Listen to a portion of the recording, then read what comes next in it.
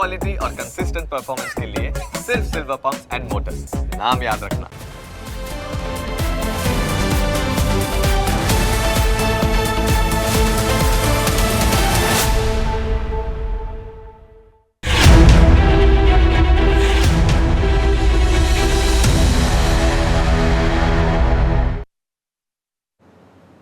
पंदर August 2019 आ दिवस હતો જ્યારે પ્રધાનમંત્રી નરેન્દ્ર મોદીએ લાલ કિલ્લા પરથી હર ઘર નલ સે જલ યોજના જાહેર કરી હતી। દેશના અંતરિયાળ ગ્રામીણ વિસ્તારના લોકોને પાણી માટે દૂર દૂર ન ભટકવું પડે તેની ચિંતા કરીને પ્રધાનમંત્રીએ આ યોજના જાહેર કરી હતી।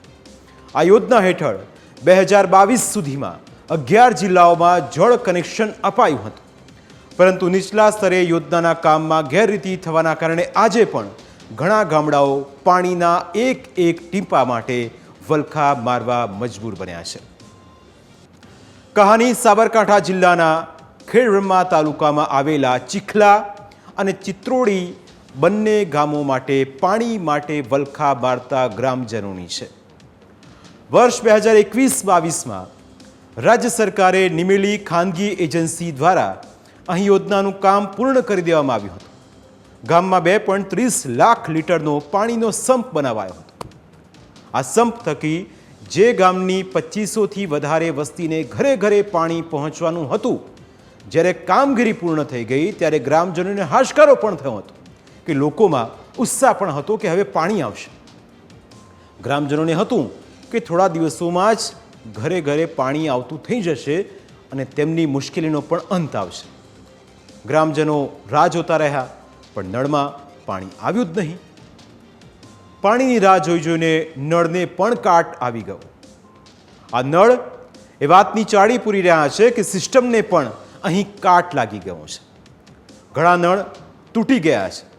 આ તૂટેલા નળ એ વાતની સાક્ષી પૂરે છે કે સિસ્ટમ પણ તૂટેલી ફૂટેલી છે। જ્યારે ઘણા નળના તો કનેક્શનના જ કોઈ ઠેકાણા નથી, એટલે સિસ્ટમે લોકોને કહી દીધું છે કે નળ લઈને ગમે ત્યાં ફરો, અમે ગમે ત્યાં ફિટ કરો, પણ પાણી બાબતે અમને કંઈ પણ ના કહેશો। સિસ્ટમ કહી રહી છે કે અમારું કામ તો ફક્ત નળ લગાવવાનું હતું, પાણી આવે કે ન આવે તેની સાથે અમારે સાહેબ કોઈ મતલબ નથી અને કોઈ લેવા દેવા પણ નથી। ખાનગી એજન્સીઓ ભ્રષ્ટાચાર કરે તો તેની સાથે પણ અમારે કોઈ લેવા દેવા નથી, પણ બસ ચોપડે લખાઈ ગયું કે અમે પાણીના કનેક્શન આપી દીધા છે એટલે અમારું કામ પૂરું, પછી જનતાનું જે થવું હોય એ થાય। આ નળ વર્ષ 2021-22માં લગાવી દેવાયા હતા, તેમ છતાં ઘણા સમય સુધી પાણી આવ્યું જ નહીં। તેમ છતાં લોકો દિવસો ગણતા ગયા, સમય પસાર થતો ગયો અને જોત જોતામાં આજે 1-2 વર્ષ નહીં 3 વર્ષ જેટલો સમય વીતી ગયો છે, પરંતુ ન તો પાણી આવ્યું કે ન પાણી આપનારી સિસ્ટમના લોકો પણ આવ્યા। અને તેનું જ પરિણામ છે આ દ્રશ્ય। દ્રશ્યમાં તમે જોઈ શકો છો કે આકરા ઉનાળાની શરૂઆતમાં જ આ નિર્દોષ મહિલાઓની હાલત કેટલી દયનીય બની ગઈ છે। આ માતા બહેનોની અડધી જિંદગી પાણી ભરવામાં પસાર થઈ ગઈ છે। ચાલી ચાલીને પગ ઘસાઈ ગયા છે। આ બહેનોએ જાણે કે પાણી ભરવા જવા માટે જ જન્મ લીધો હોય તેવી પરિસ્થિતિ આ વિસ્તારની છે। નગરોળ તંત્રની નિષ્કાળજીના કારણે આ બહેનોની ડ્યુટી સવારથી શરૂ થઈ જાય છે।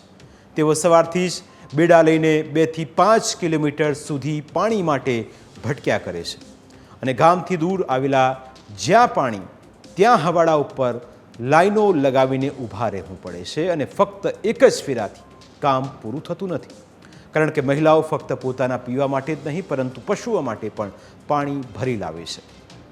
સરકારે આ ગરીબ લોકોનું કલ્યાણ કરવા માટે આ યોજના તો લાગુ કરી હતી, પરંતુ ખુદ સરકારને અંધારામાં રાખીને જવાબદાર તંત્ર લોકોને પાણી પૂરું પાડવામાં નિષ્ફળ રહ્યું છે।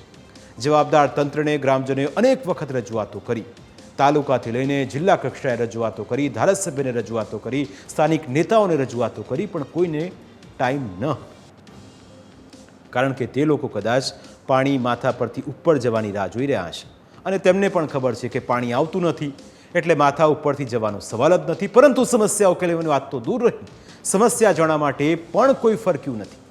સાહેબ, સવાલ એ થાય કે આમાં જવાબદારી કોની છે? સરકાર તમને રૂપિયા આપીને કહે કે કામ કરો અને લોકો સુધી સેવાઓ પહોંચતી કરો, પરંતુ નગરોળ તંત્રએ કાન બંધ કર્યા છે અને આંખે પાટા પણ બાંધ્યા છે. જેને જે કહેવું હોય તે કહે અને જે કરવું હોય તે કરે. અમારે તેની સાથે કોઈ જ નિસ્બત નથી. ખેડબ્રહ્માના મોટાભાગના ગામડાઓમાં આજે આવી જ પરિસ્થિતિ છે. અરે સાહેબ, આપણે કયા જમાનામાં જીવીએ છીએ? આપણે કહીએ છીએ કે શહેરોમાં વસ્તી વધી રહી છે અને ગામડાઓમાં ઓછી થઈ રહી છે.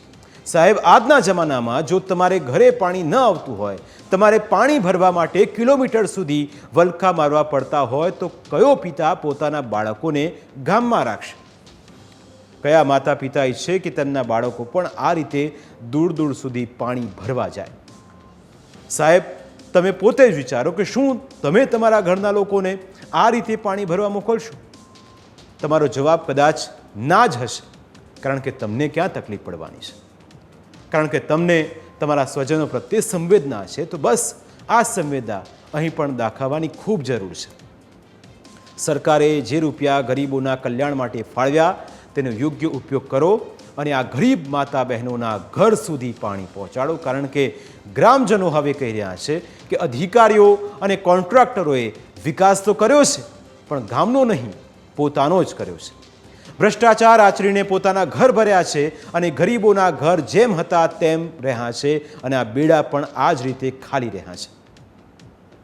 અમારી આ રજૂઆત જોયા બાદ આશા છે કે જવાબદાર તંત્રની આંખ ઉઘડશે અને તે લોકોની સમસ્યા ઉકેલશે. કારણ કે અમે નથી ઈચ્છતા કે વિકસિત ગુજરાતમાં મહિલાઓને આ રીતે પાણી ભરવા માટે રીતસરના વલખા મારવા પડે.